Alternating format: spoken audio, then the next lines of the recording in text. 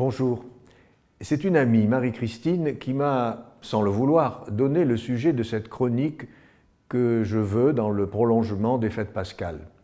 Marie-Christine travaille dans le monde du spectacle dans le but de faire connaître de jeunes artistes, chanteurs ou musiciens, et elle m'a raconté cette histoire. Vendredi dernier, elle avait rendez-vous avec Patrick, jeune chanteur rock de 25 ans, look plutôt rocker rétro, Santiago, jean, blouson de cuir et l'inévitable banane sur la tête. Il venait trouver Marie-Christine pour lui demander des chansons tendres, mais qui bougent, ajouta-t-il. La conversation s'engage et très vite viennent les confidences. Patrick raconte que sa maman est très malade et que, depuis quelque temps, il va régulièrement dans une église de la rue du Bac à Paris pour prier pendant près d'1 heure chaque jour.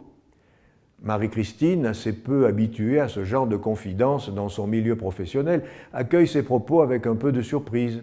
Au moment où Patrick allait partir, elle lui dit un peu moqueuse « Et surtout, n'oublie pas de prier pour moi ».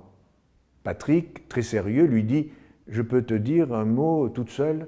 Écoute, je suis d'accord pour prier pour toi, mais ça m'aidera si tu me dis pourquoi. » Marie-Christine, émue par cette rencontre, m'a téléphoné pour me la raconter. Si j'ai choisi de vous en parler, c'est parce que je pense que c'est ainsi que la résurrection du Christ se prolonge dans chacun des instants de la vie.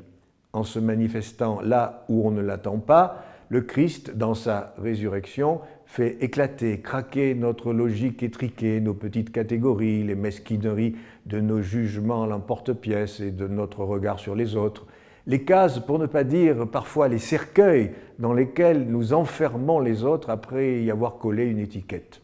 Le Christ est ailleurs, et c'est là qu'il nous surprend comme il a surpris les disciples d'Emmaüs. Rappelez-vous, ces hommes qui, après la résurrection, firent route avec le Christ sans le reconnaître et pensant que tout était perdu. Je ne sais pas si vous vous souvenez, il y a quelques années, passait à la télévision un feuilleton qui s'appelait « L'homme qui valait 3 milliards ». Beaucoup s'étonnaient d'une telle somme. En réalité, ce prix était dérisoire. L'homme n'a pas de prix, ou plutôt si. Le prix de l'homme, c'est la mort et la résurrection du Christ. Dans ce cas, inutile d'essayer d'aligner des chiffres. Le Christ est ressuscité et la résurrection sommeille dans les cœurs les plus endurcis. À bientôt.